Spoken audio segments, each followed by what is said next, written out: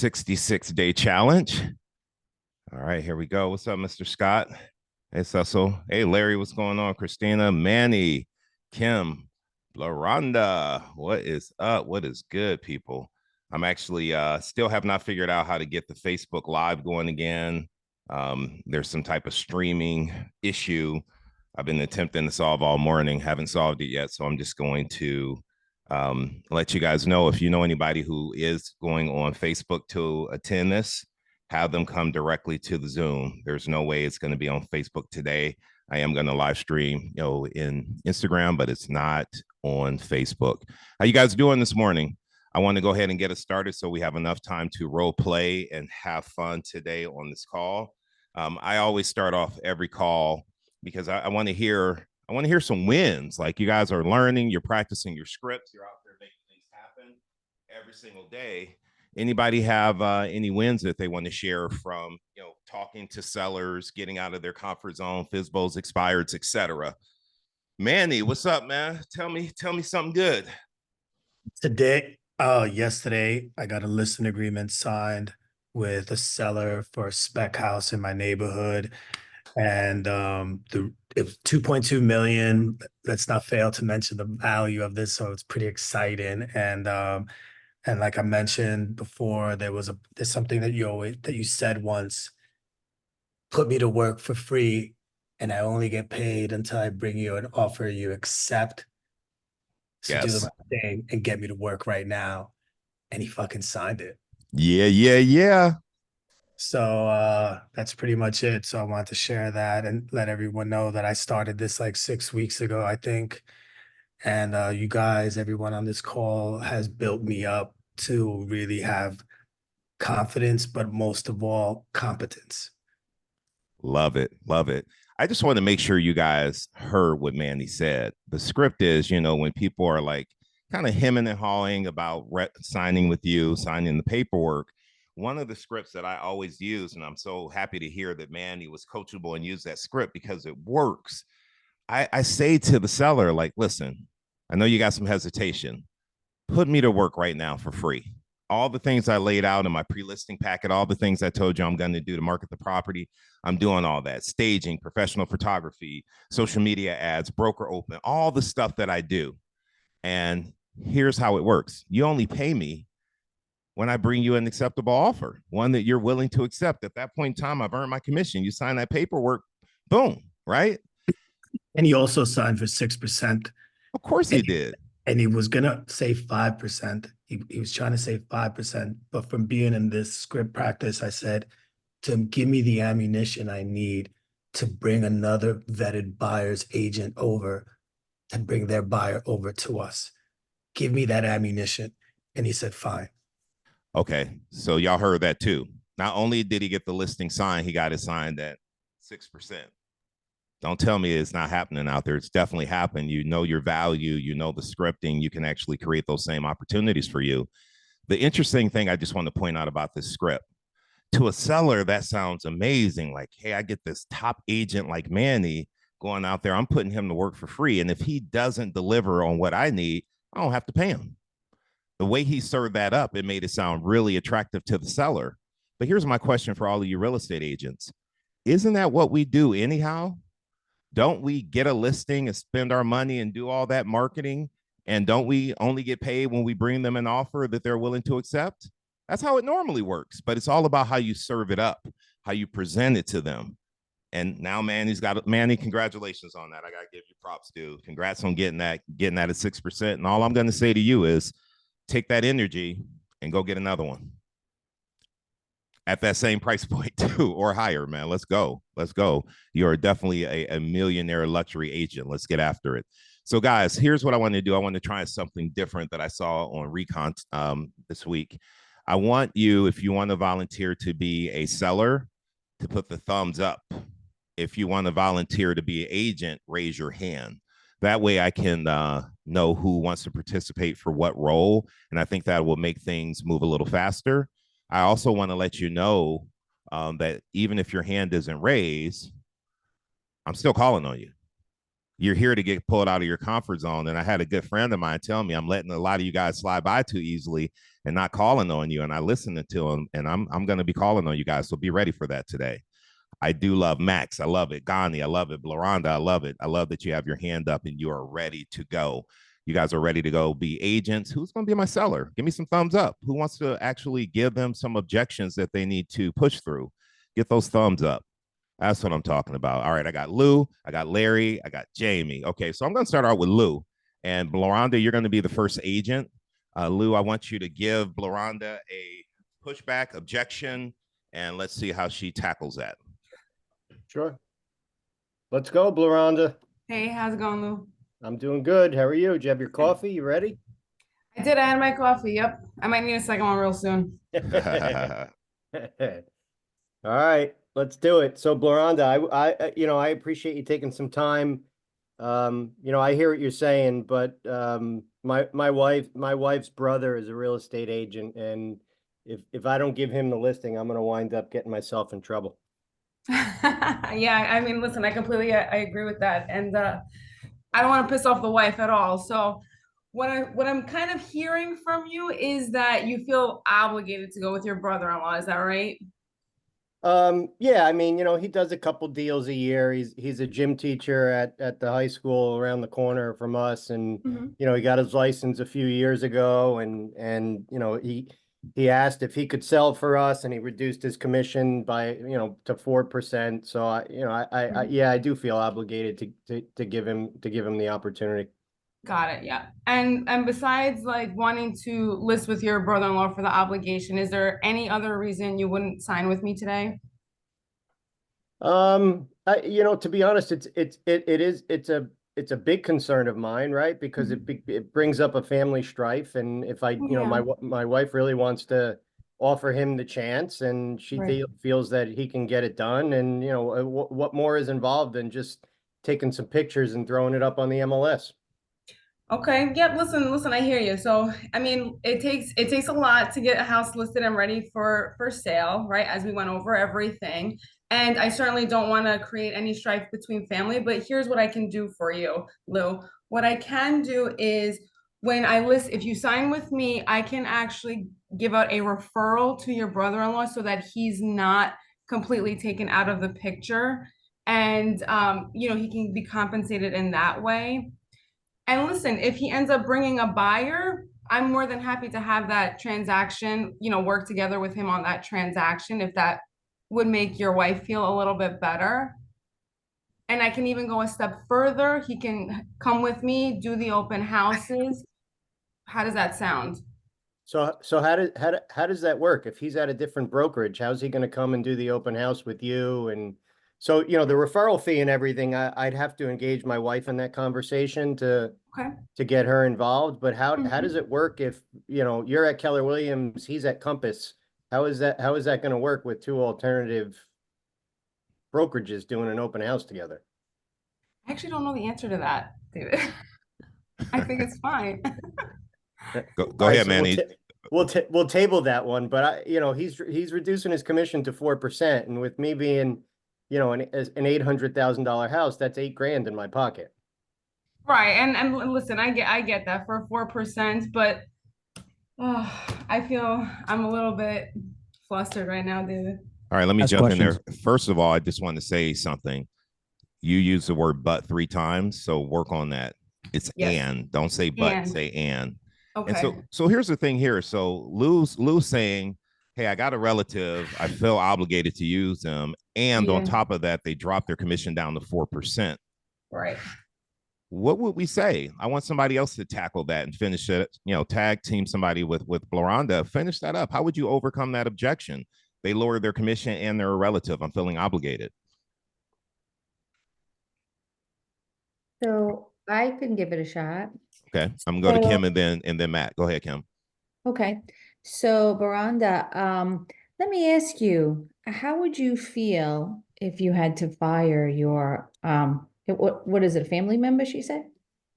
No, I did. It's Lou. Oh, Lou, it's my brother-in-law. Okay, so how would you feel if your brother-in-law wasn't doing everything that you needed and you had to fire him. I wouldn't fire him. I'd make my wife do it. So it wouldn't be my problem. It would be hers. So how about we do this? Why don't we involve him in the transaction and I can give him a referral fee and get your property sold for you? Well, So again, this I don't, way- you know, the referral fee would need to be my wife's decision. I don't, you know, I don't want to say yes or no without that. Can you tell me a little bit about how involving him, right? You're at Keller Williams, he's at Compass. How does involving him in the transaction or the referral fee work? I'm a little unsure of the process there. Sure. So actually, we can keep him abreast to all of the emails that go out. We can have phone conversations to make him feel comfortable and he can be engaged as much or as little as he wants to. He can come, he will get a copy of the contracts. We can review it with him as well. And this way it keeps you separated from family and business. Okay, and and help me understand how we're going to address the commission aspect of him doing 4% versus you at 6. Time. All right, So- Kim, good so shot there. David, could I just say one thing? Yes. Okay, so both Blaranda and Kim, where I was trying to push, why didn't either one of you ask to get my wife involved in the conversation? I know. That's what I'm Yeah. thinking Because too. I've pushed a couple times saying my wife is the one that has to make the decision. And I've Mm. said it twice and I said it multiple times, right? So that indicator should have been, is she involved? Let's get her into the conversation. I'd be happy to talk to both of you about that. Yeah. Time works that I can have both of you on the call. Lou, can I Mhm. answer that? And Yeah. this is the importance of doing this call every single Friday. The reason why that didn't come up, I'm guessing, is that they're so busy thinking on how to respond that they're not really present in the conversation and hearing everything that you say. And that's the importance of having the script internalized. When you know what to say, when you know how to respond, it allows you to be present and be part of that conversation and really hear things like that. Because I heard it. I'm like, go get your wife. Like, where's your wife? Can we loop her in? That's what I'm thinking in my head. And I want you She's guys to blacked hear out in that the as well. background behind me.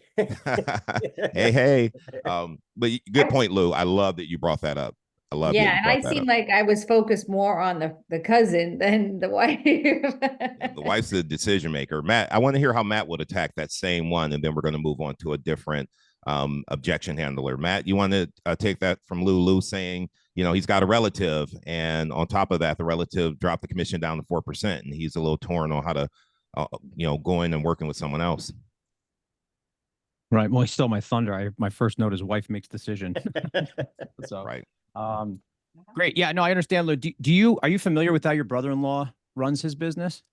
Not really. You know, my wife had the conversation with him, you know, as I referenced, his full-time job is being a gym teacher at Montville High School and got his license a couple years ago. Does about 3 or 4 deals a year. He's tagged in with the local Compass office, but he explained to us that he would come in, he would have a photographer take some pictures, put it up on the MLS, do an open house, and Sure. within a week we'd probably be off the market. Right. Yeah, and given current market conditions, that's typical. Let me ask you something, Lou. What's the level of expectation that you have out of your brother-in-law and an agent? From the perspective of, I expect that he's gonna, represent our fiduciary needs and wants it the best that he can. He'll do an open house. He'll try to drive some traffic and get me about 40 or 50 over our 800,000 listing price within a week or so. Okay. What has he presented to you to give you that number? It sounds like you have a pretty good idea where you're at. I looked at my Zestimate. He showed me a couple comps in the area and we kind of came up with a number that he thought, a number that I thought, and we went with my number, which was 800. He wanted to go at 750. Mm-hmm. Mm-hmm. What made you want to go at 800? Well, we did some updates in the house a couple years ago. We fixed a bathroom. I changed my hot water heater. My neighbor sold for 850 last year. They have an in-the-ground pool, but I think my house is nicer. Gotcha. Now, Lou, it sounds like you're pretty set.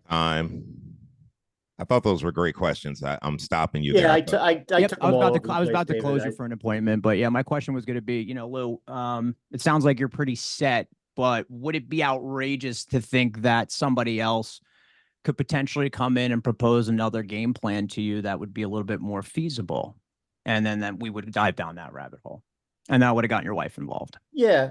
I mean, the whole impetus of where I went with Laronda and Kim was trying to get my wife involved in the conversation. We kind of took Matt offline with that since he had that. But the hard part is the dual-headed objection of the brother-in-law and the Mhm. commission, right? That I mean, Mhm. those are the I'm not gonna argue with you on here's the thing. First of all, I'm not gonna argue with you, number one. Second of all, I'm not going to sit here and try to do a listing presentation or convince you otherwise as to whether or not we're gonna make a decision right now on the phone. I just want to get belly to belly with you. And first thing I'm gonna Yeah. clarify is like, how dedicated are you to this brother-in-law?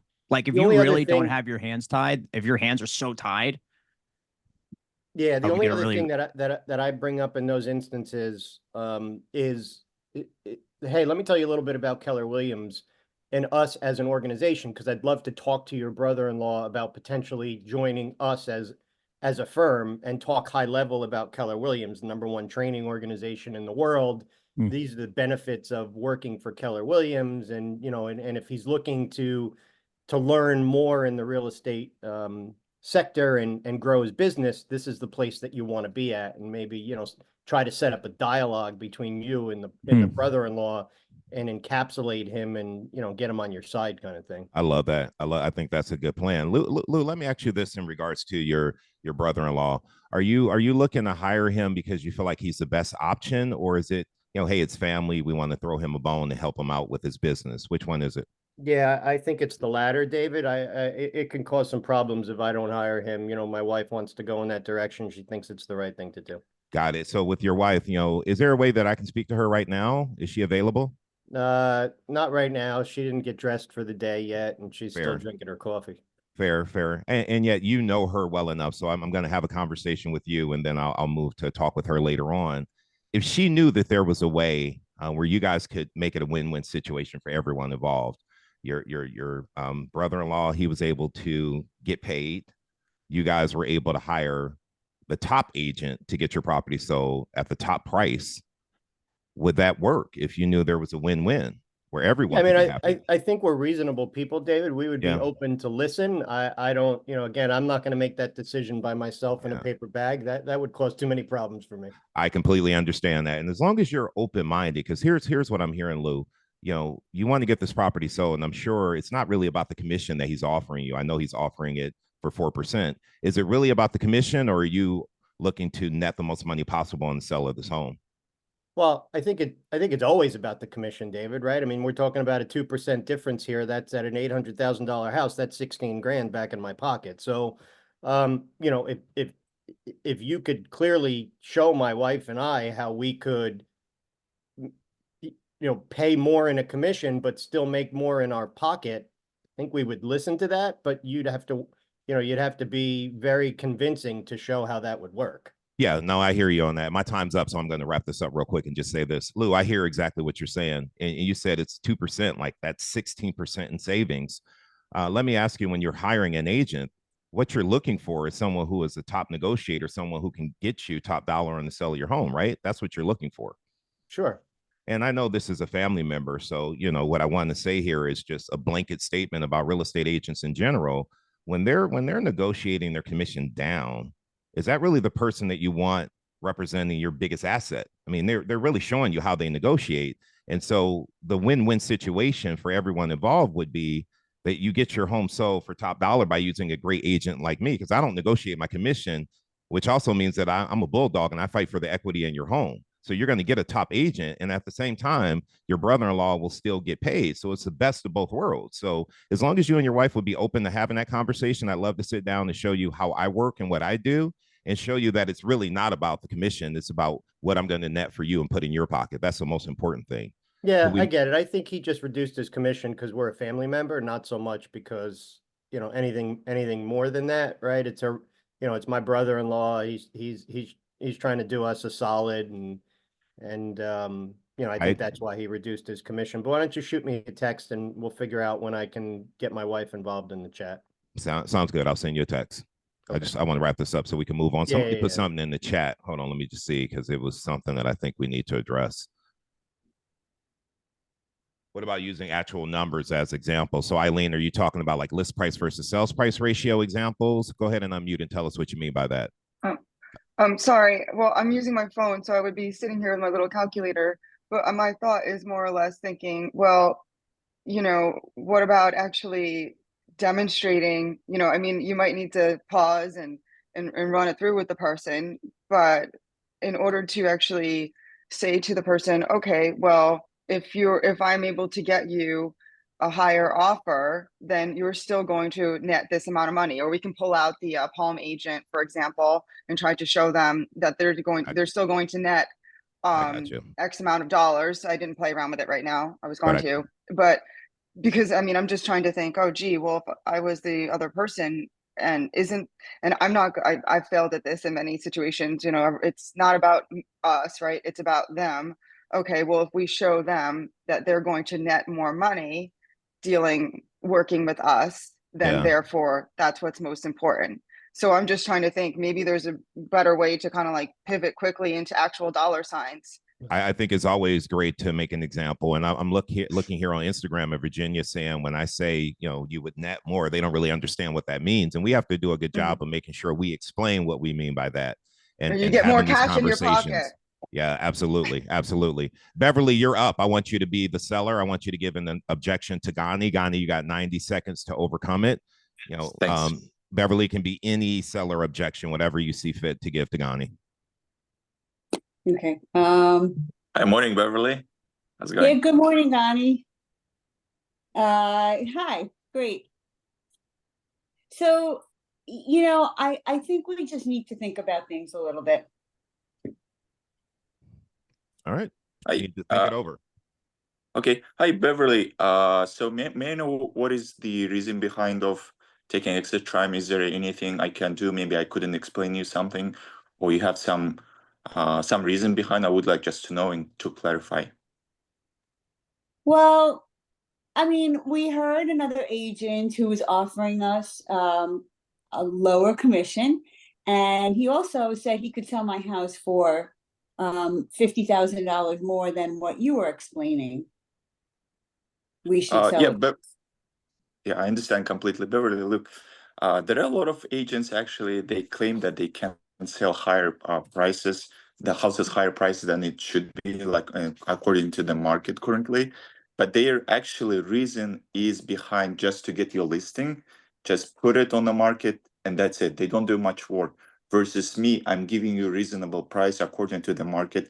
It doesn't mean that we're gonna sell for this price. It might be even higher, because the techniques what I'm using, and I do usually auction style when we put a little bit lower the price, but then we get a lot of offers and we get outbidding, and in the end, actually my track record shows that I oversell for 105% of the market price. So in this case, I wouldn't like to give any discount on my commission because I have a value versus the person who probably doesn't. Yeah. Time. All right, I'm stopping. So I want to say this really quickly, and Gani, this is for you, but also everyone in here. So much talking, you're not engaging the seller. Like even for me, I was sitting here, I kind of got lost, and I stopped hearing what you were saying after a while. Like, you want to get that seller involved and ask her some questions. I'm not saying what you said wasn't good. You need to get her involved in that, because you're just talking, and I'm sitting here listening to you. I can't remember anything you said. I don't know if anybody else felt that same way. I slow it down a little bit, ask some questions, dig into it, isolate. Like, I want to make sure the commission and the higher price point is the only thing she needs to think over. So I want to isolate that as well. So make sure you're following those steps and then making her part of the conversation. Remember, if we're telling people things, and what you said made sense, if we're telling them things, to them, that's our opinion. If we're asking them questions and we get them to come to the same understanding, then it's fact. So use your questions more. Write down questions you can be asking so that you can dig deep into what Beverly's actually thinking about in regards to a higher price point and commission, and then use your objection handlers to overcome that. Questions, though, more questions. Gotcha. Thank you. Yep. All right. So Raj, you're up next as my seller. I want you to give Max an objection. Max is going to have 90 seconds to overcome it. What's up, Max? If you can, turn your camera on. We love to see you. If you can't, it is what it is. So Max, look, I refinanced in 2021 and I have 3% rate. I know I could sell the home for more. Everybody's telling me that there's no homes, but like, I want to downsize to 400. But why would I do that if the rates are 7.5 today? Like, I don't know why should I move? All right, Max, you got to unmute. Your hands up saying you want to volunteer, but you got to unmute. Going once, going twice. All right. I'm going to give that to somebody else. I'm taking Max's hand down. Let me, whose hand went up? Lou, go for it. Hey Manny, man, that's a great rate. I can appreciate that. My wife and I refinanced. We're at 2.25, and that it's real appetizing when you're at that number. Let me ask you a quick question.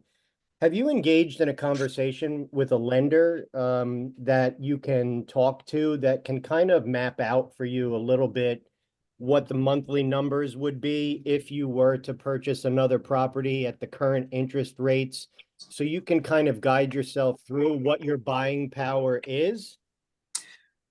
I have a lender. I mean, we definitely look, we have 5-bedroom. My kids all moved out. And so this is a real situation, by the way. My kids moved out. And so it's only us two.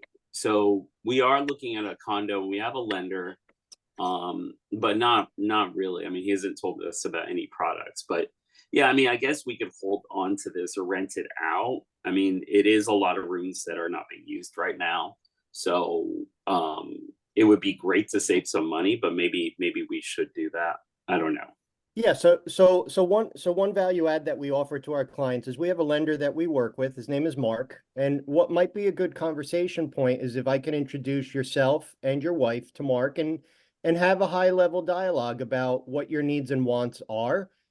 For instance, if we were able to sell your home for X, what you would net out of that if you were to purchase a new property at 400 in that downsized area that you're looking for, we could map out what that monthly number looks like, and then we could build a plan together and a profile of what sort of property looks best for you, and then build that plan of attack to go out and go get it. And that would put you in a position of success. And what's important is when we engage your wife in this process, knowing where you're going to go and identifying a property that you can look at kind of will pick up the process and make you want to sell a little bit faster, because that end destination will motivate you to want to move faster on the sale of your property. And sometimes it's not always about the number, it's about the emotional connection on a property. So if you and your wife are open to it, let's have a quick conversation with Mark, understand what our buying powers are and our numbers are, and then we can start to build that profile and start to look at some properties so we could know where we're going and what that looks like. Is that a good plan for us to start with? Yeah, definitely. All right. So I'm I'll gonna send that text message out. Good So job, I'm Lou. actually I'm dealing with this right now, and Okay. some sellers are so loyal to the lenders that they're using, and I was like, and they want to buy, but and I have another lender who's dual bridge loan where you can buy before you sell. And they're Mhm. like, no, we don't want to talk to me. Yeah, So so then just engage their lender though, right? And my position is always, if it doesn't cost you any money to be open-minded and have a conversation, it just takes time. that's Right? all. So if It's I can just set a that up 10-minute and be the liaison for you, let's just have and engage in that conversation. Yeah. And so really quickly, I'm going to go to Jamie and then to Ashley. Raj, in my head, I was thinking the whole time, like, are you guys looking to just downsize because the house is too big and you want to save some money, or is there another reason behind the downside? No, it's mainly like these guys were expired from 2 years ago, and I went to meet them, and they were like, the guys started, I'm in car sales, I know how it works, I know we for your finance, like look at our rate, like, but he's got all this, like one room has gym equipment, another room, like it's a big empty house with just him and his wife. So that's the motivation, is to get out, but not to overpay. But the motivation is to get out and save money. What is saving the money do for them? Saving the money they're not buying it, like they could sell at 800 and they'd be buying it like 350 to 400. So I'm thinking I mean, a lender is better at it probably than me, but I should be better at it. But if they're buying 400 at 7.5%, but they're going to sell at 800. Yeah, Um, their payment will be less. My question is, when it is less, even at the higher interest rate, what's that do for them if they're saving money every month? it's huge. You know, like it's gonna be, not only are they don't have, they still have to pay taxes and maintenance and all this property. It's not just a rate, like whatever that is. So I see the logic, but I can't get them to see it. No, I don't know if you know what I'm asking you though. Like the motivation of them saving the money every single month, what's that do for them? I'm downsizing, Raj. I saved $1,000 a month. That's huge. What's that do for me? I see what you're saying. What am I Yeah. going to do with that money? Is that me traveling more? Is that me putting money up for retirement? Is that me using that to pay for college? Like I think we get stuck on the interest rate when we really need to dig more into the motivation to find out why they're downsizing and what that will do for them Yeah, once they're saving the that's what I money. need. Sometimes I get intimidated about the rates and the monthly payments, and that's something I need to get better with. Well, if you understood the emotion, remember, logic makes people think, emotion makes people act. If they really have a strong reason for selling that home and there's something that money will do and you're able to tap into it, then you're able to have a different conversation. It's not really about the interest rate. It's about this. You don't know what Yeah. that is. I Yeah. would find out what that is. Hopefully Okay. that makes sense. No, it does. Thank you. All right. Perfect. Jamie, you had a question about that exchange? I just was gonna say I probably would have emphasized their pain point a little bit more. Like, hey, you're in this house, you don't need this. You know, and then also I would have brought up, let's get you into something that suits your needs. And always remember, you marry your mortgage and date your rate. Rates go up and then they come down. When they go down, you refinance. Love it. Ashley, Did let's it? get Oh, you. I- I'll come I to you did- in a sec. Go ahead, Okay. Beverly. I'll come to you right after Ashley. Okay. Okay. Hi, Ashley. Hi, how are you? Hey, girl. I've been raising my hand because I have been slacking on my script practicing, so I raised my hand to practice. Perfect. You'll be the next one up. Thank you, Ashley. Manny, same thing for you. You want to practice or you had a comment?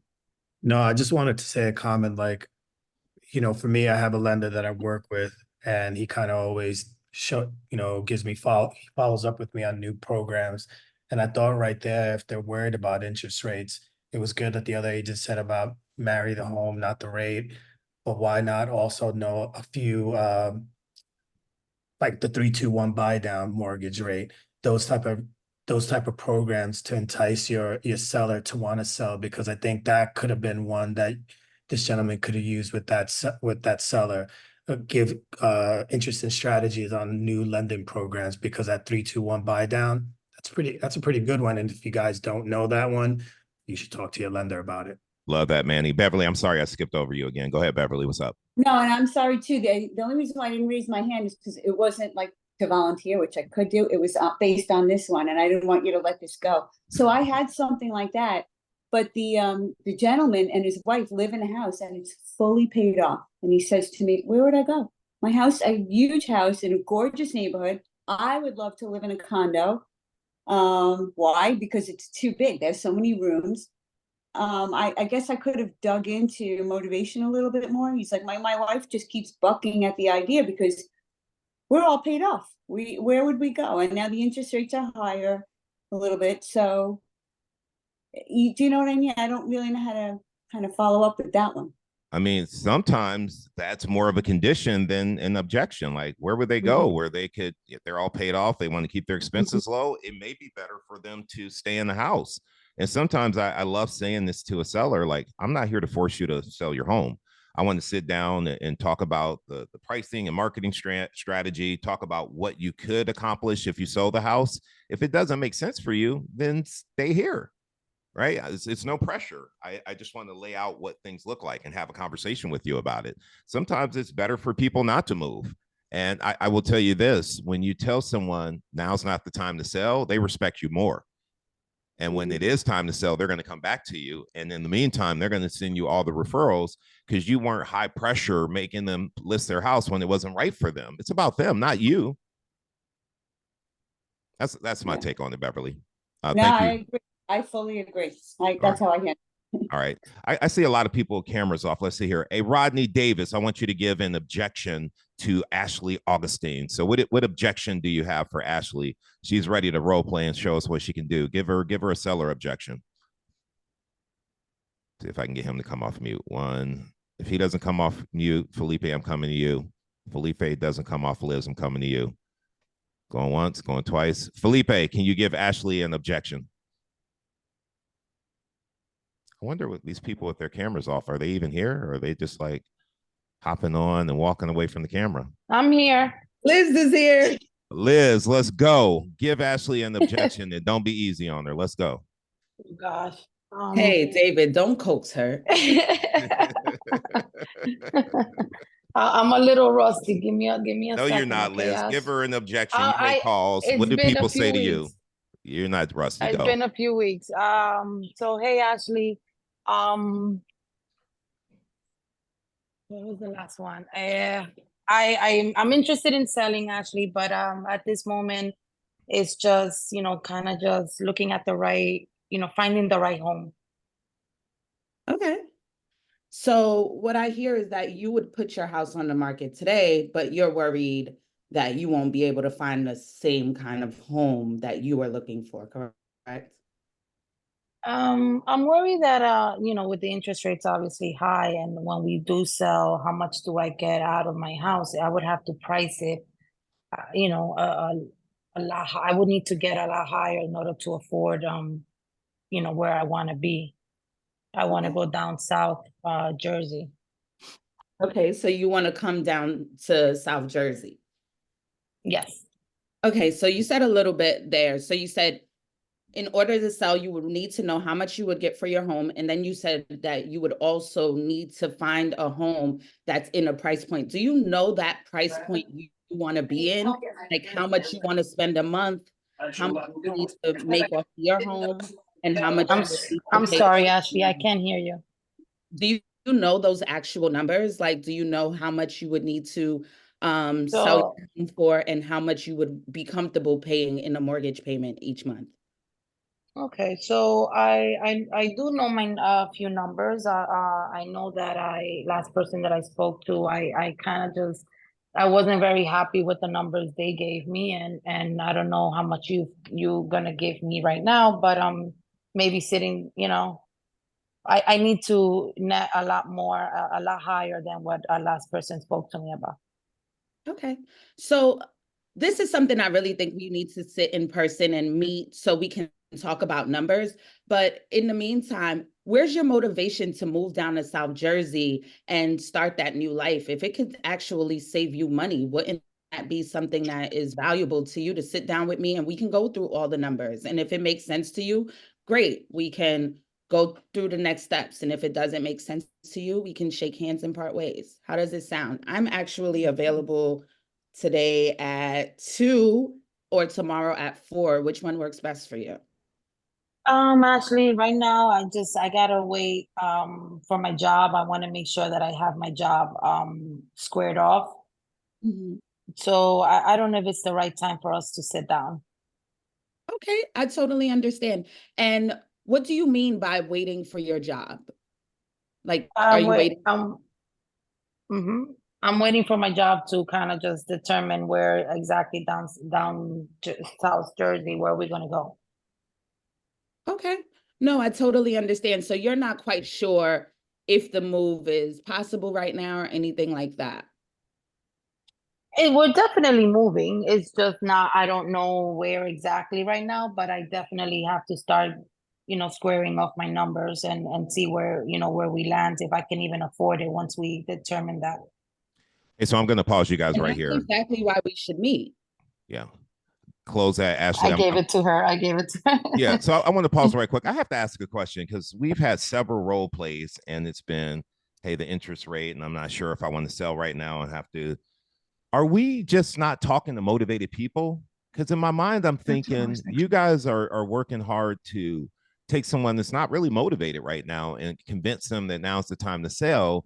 should we just be dripping on those people and get on the phone and go find them motivated? I just felt like these people you're trying to convince, they're not really the right ones at this point in time to be meeting with. Any thoughts on that, or is that just me? So I was So- going to say the same thing, David, because recently with my calls, I've been doing just that. If you're not motivated, and we have a question in the script that says, from a scale to 1 to 10, I was going to ask her that, a scale of 1 to 10, where would you rate your motivation? If you're under an 8, 7, you know, maybe this is not a conversation we should be having right now, because I've wasted my time with a lot of people that are not motivated. And the reason why, I'm sorry, Liz, go ahead. I'm sorry. No, this is Olivia. I was saying I agree, and I've adjusted my script to what it actually does. I see how motivated I am. And if they say, "Oh, I can wait," or you know, whatever, I'll keep them on a drip, and then I move on to the next. Because if you increase your numbers, then you increase the probability of getting in contact with a motivated seller. Yeah, I hear that. I mean, I've moved 13 times in my life, right? And there were times when it wasn't the best time financially for us to sell. We actually lost money selling a house. Didn't matter. We had to move. And so I want you guys to find those people like a strong lead. What is a lead? In my opinion, a lead is somebody who's going to do business with me in the next 3 months. And I want people that are motivated. And I know it feels good sometimes to have conversations and you're talking to someone. However, are they the people you should be spending your time on? It sounds like you guys are talking to a lot of people that you need to just nurture and focus on getting on the phone with people that are highly motivated. It takes more calls, more contacts to find those people. And yet that's what we need to be doing, and not spending so much time trying to convince someone that now might be the time. Now, we can't motivate someone. We can motivate them by asking questions, and maybe through our questions, we can get them to say, well, maybe doing it now is better. However, don't waste a lot of your time talking to someone where it's more of a condition than an objection. Matt, you have something to say about this? Yeah, I think especially if you're the type of person who's using a dialer and you're trying to call 400 people a day, imagine how long your day would be if you're having 10-minute conversations with unmotivated sellers each and every day. So, you know, I've kind of shifted my script when I make phone calls, and I want to know right away whether I'm even eligible in the running. Right? Because like, for instance, like Lou, when I was role playing with you, I'm not coming to your house, dude. You're in my follow-up system, and I'm going to let you trip over with your brother-in-law and have awkward family dinners and stuff like that. And I'll still try to close you on the, you know, when I ask you questions, but I'm going to know right off the bat, like, are you obligated to this person? Wife says yes, you are. Now, I'm not going to be a fool and come over and give an entire listing presentation just to waste my time, give you a bunch of free information, then you hire somebody else. And I think a lot of us are, I guess our theme, a little bit of our theme today is we're kind of just talking a little bit. I want to ask those questions. Ashley did a fantastic job asking Liz a ton of questions. I just want to ask questions like, hey, you know, figure out like what's, you know, whatever the objection is, right? You're calling a FSBO, you're calling it expired. Yeah, I seen your house hasn't been listed for quite some time. Do you have any level of expectation to relist any time soon? Oh, yeah, we're kind of thinking about it. Wonderful. Do you have an agent in mind that you're looking to choose from that? We had an old agent. Okay, wonderful. What would you expect out of an agent to sell your home? Right. And then we still dive back into the script, but we're kind of harnessing around like, okay, well, are we in the running here? Do we have an opportunity to be the favorite?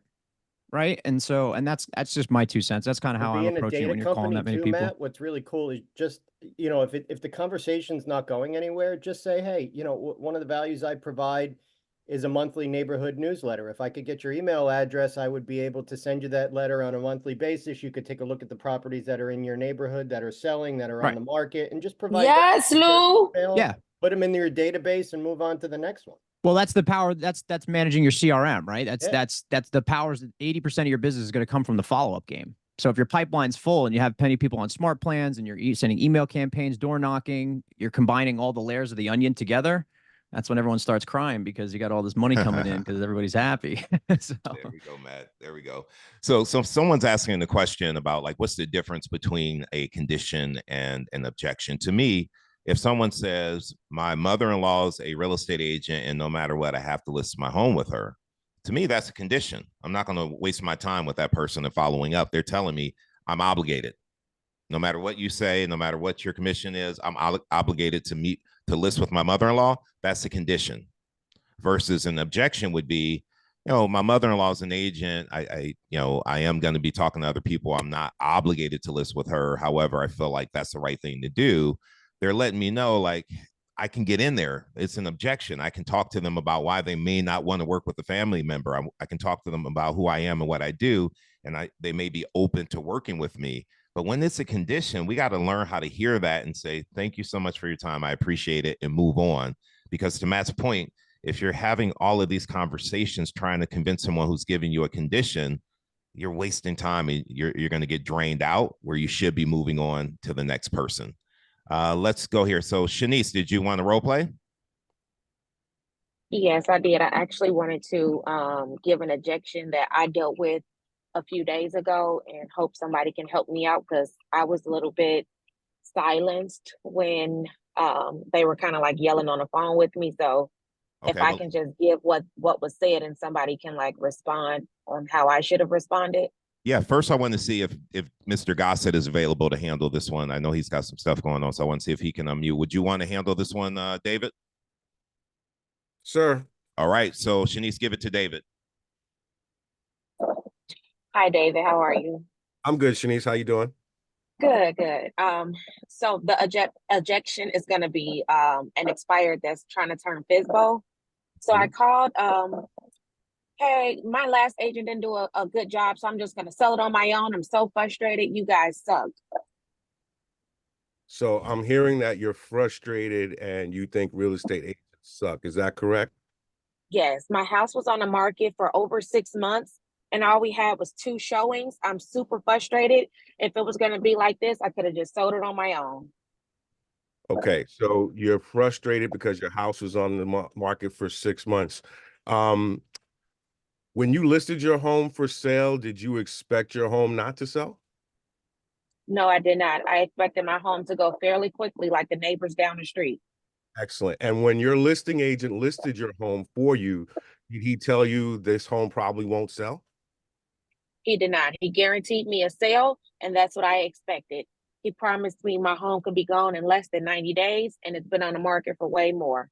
Okay. What do you think? Why do you think your home did not sell?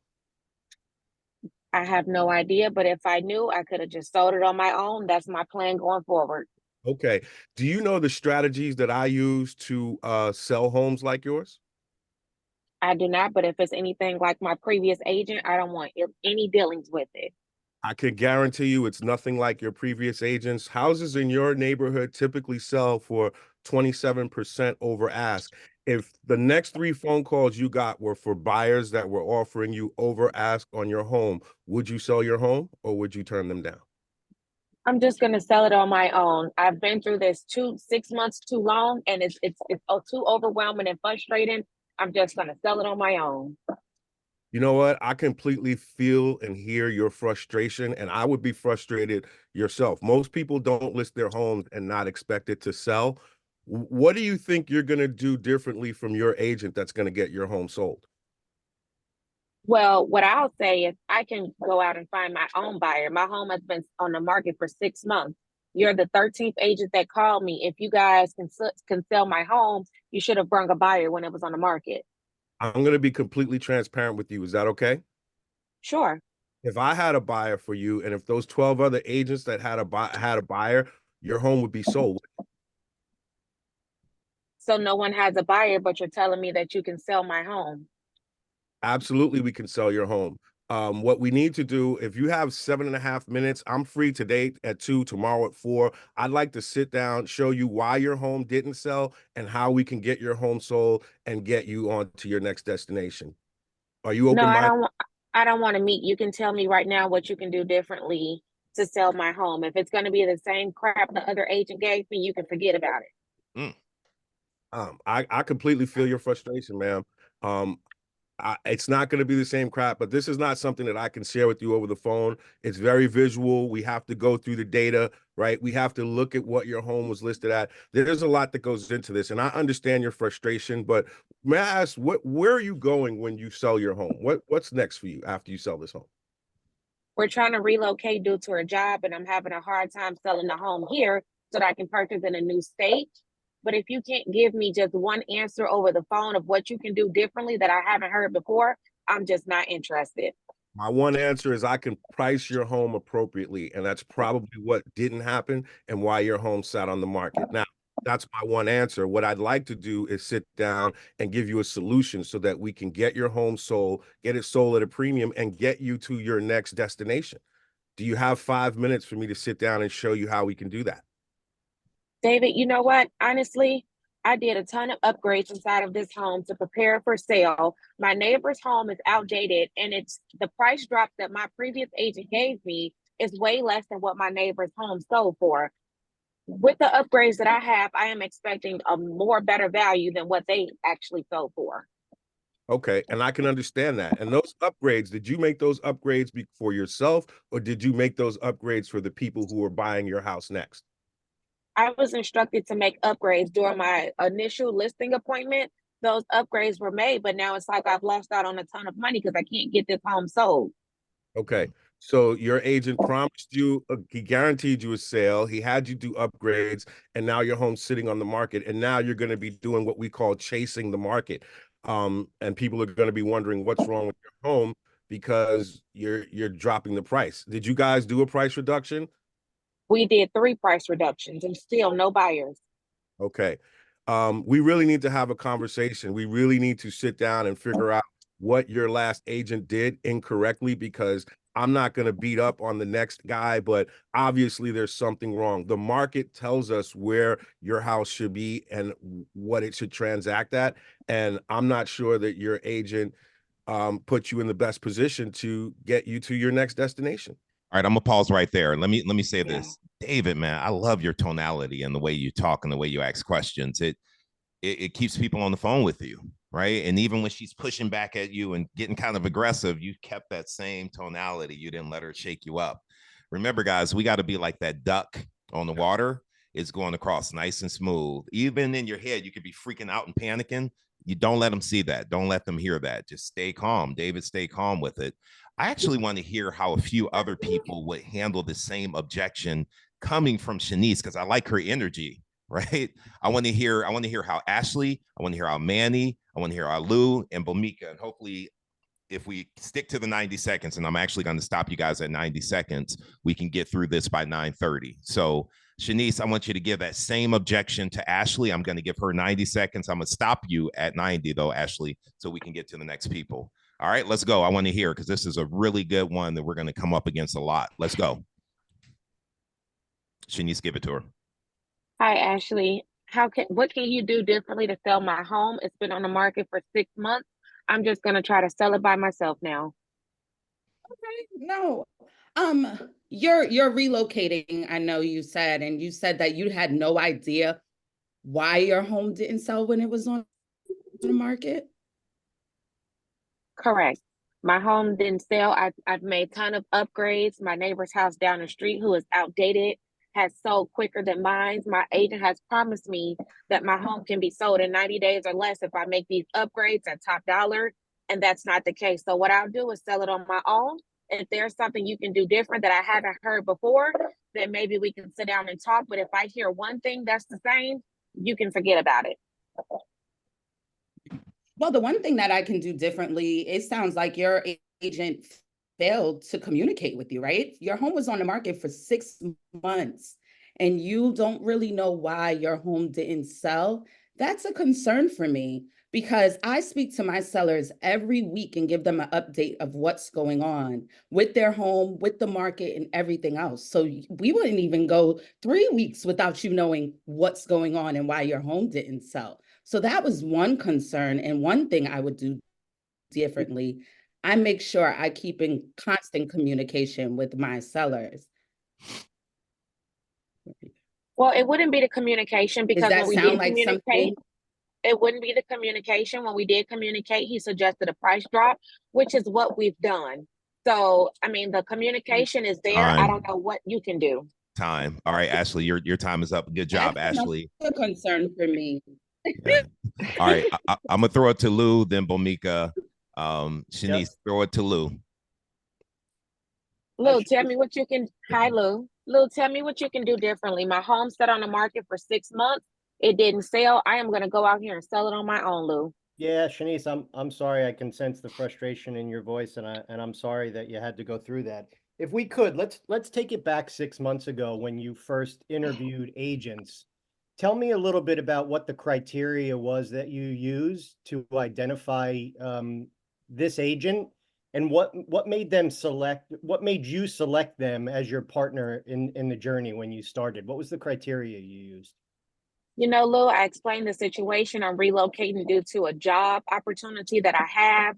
Now it's broken promises after broken promises. He made this great story of how he can get my home sold in under 90 days.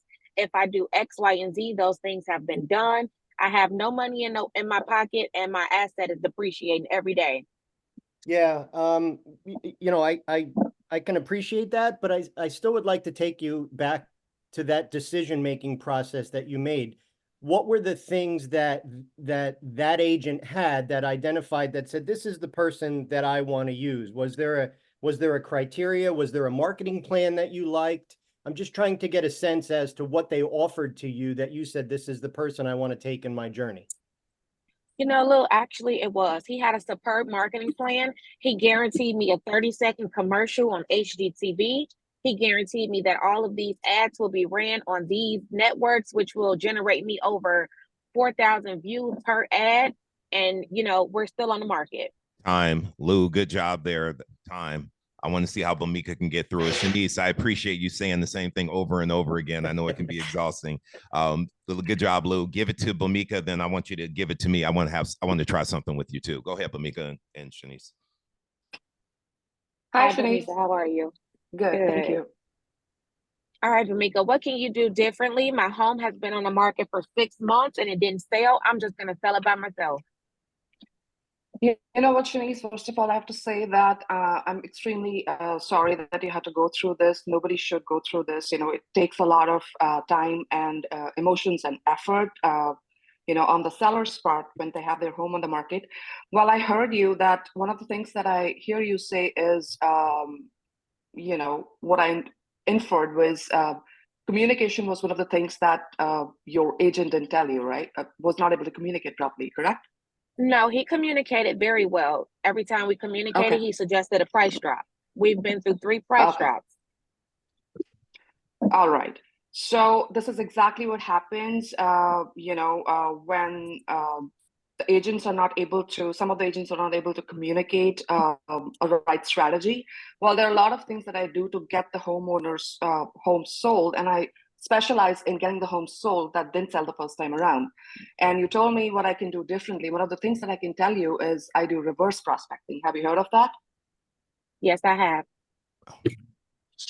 Okay, and did your agent actually explain you how that happens, and was your agent able to do that for you? Yes, that was part of his marketing plan. Okay, that was a part of the marketing plan. Well, like you know, every agent works in a different way. They bring different strategies to the table. And I can show you a way you know, how your property can get sold in time, and also put you to the place your way? where What's you're your looking way? to. Because I haven't heard it yet. Well, my way was reverse prospecting. Well, okay. So is that your only method? If so, this is not going to work out. Well, Shanice, see, there are a lot of things that I do to get the homeowner's property sold, but I mean, I can tell you anything over the phone. Would you believe it? I don't know. You will have to show me. Exactly. That's why we need to meet. So here's what I'm proposing. I'm going to be in your neighborhood at 5 o'clock today, and I can meet you at 6, and I can show you what I do to get my homeowner's property sold, right? And if you feel comfortable and confident, I can get to work right away. If not, I'll shake your hand and we'll part ways. How does that sound? I'm gonna pause you there. I didn't even notice. I didn't even notice the alarm went off. Sorry, I was so wrapped up in the conversation. So time on that. Last one, Shanice, I want you to give it to me and tell me that you're thinking about just selling it yourself. Although I gotta say, I'm like a little thrown off now because I was going to say reverse prospecting. You shot that down. I was like, damn. Hold on, wait 1 second, David. I just have a question. Shanice, when you spoke to this person, did you say to them, like, it sounds like your agent bought the This listing from this you. person was like the conversation, they were so loud and so aggressive. I was actually nervous. Like I probably said 50 times.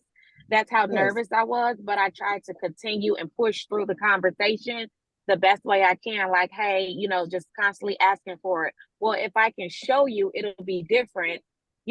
Everybody has different marketing strategies, everybody has different plans. But I Yeah. tried to back up my brokerage as my team. Like, I work with Coldwell Banker. We're the #1 brokerage online, which is where most of the buyers come from, to just push it back on my team, letting them know that I have a team of agents behind me who can get this done. But they were like so aggressive. I don't know. I wanted to hang up so bad. I hear you on that. Somebody on Instagram, Myra, is asking, did they have a contingency to sell on the property because they were No. relocating? No. Okay. All right. So give that to me, and then we're going to wrap this call up. So just tell me that you're going to, just take it and become a FSBO instead of hiring another agent. Okay. David, I don't want to relist with the agent. I'm just going to sell it on my own.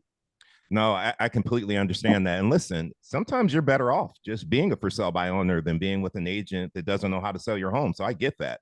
Let me ask you, would it be a benefit to you if I could give you some information that would help you get this property sold? I work with a lot of for sale by owners, and I have an information packet that I think would be helpful for you.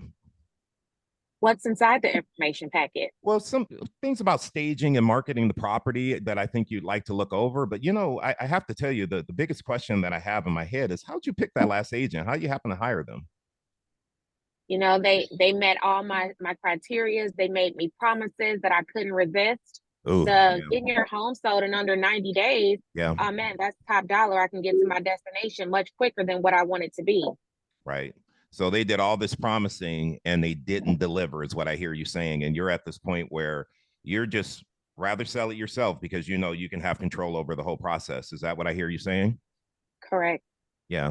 Listen, the only thing I can promise you is that I'll be direct with you. I don't take every listing. If I come out and meet with you and I don't believe that I can help you get this property sold through my marketing procedure, I'll tell you that and not waste your time. And worst case scenario, I'm going to leave you with a packet of information that can help you as a for sale by owner. So it's going to be a win-win. So I don't want to take up a lot of your time here on the phone. I'm actually pretty busy myself here. So what I'm going to do is just stop by today at 4 o'clock and go over in 10 minutes what I do differently.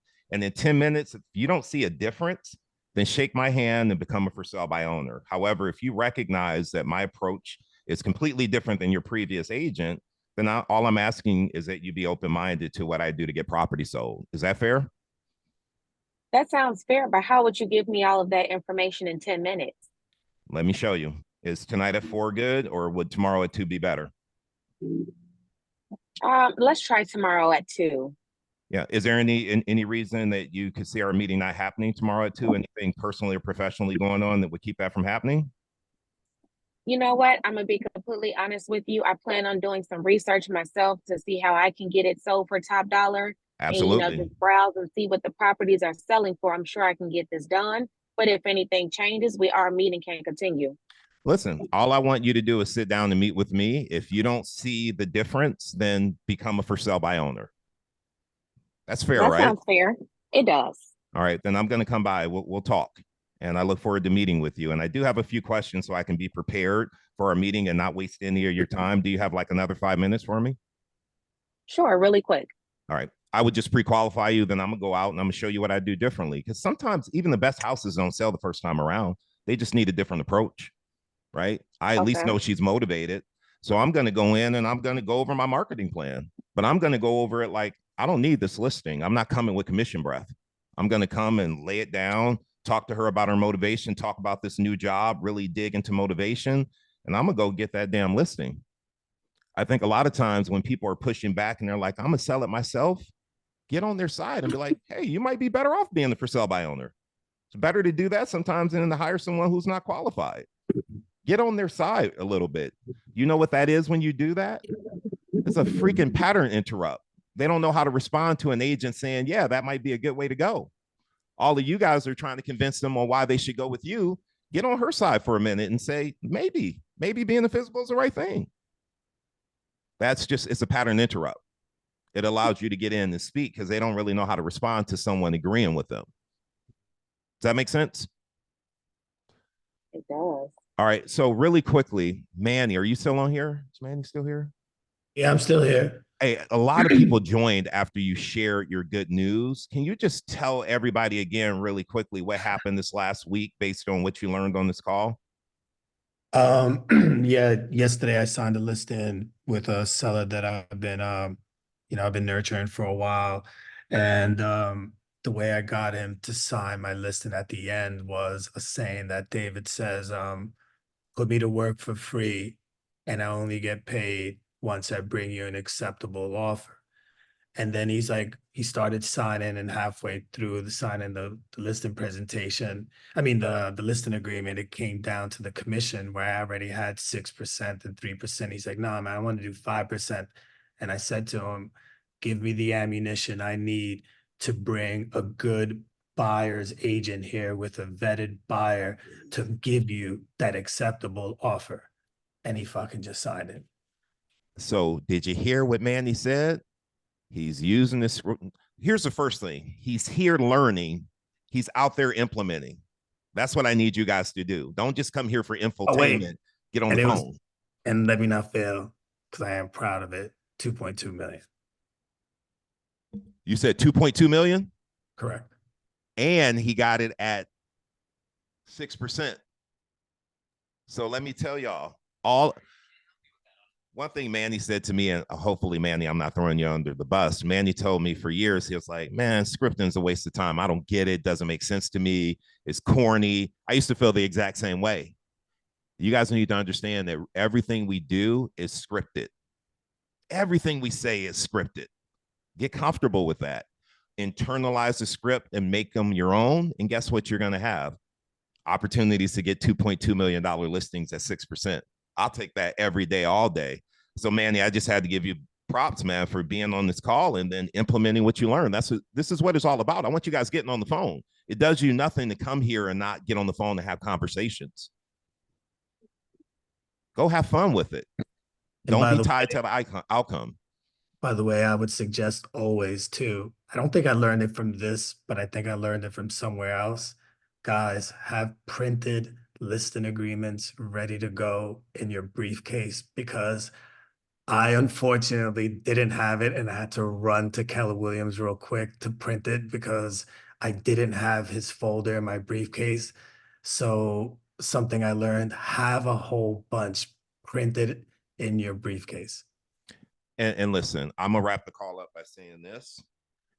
You should never be out in the field without paperwork, listing paperwork, buyer rep paperwork, leasing paperwork, buyer representation paperwork.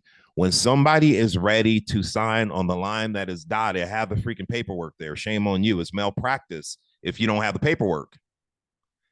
Because that time, hey, I'm going to go to the office and send it to you.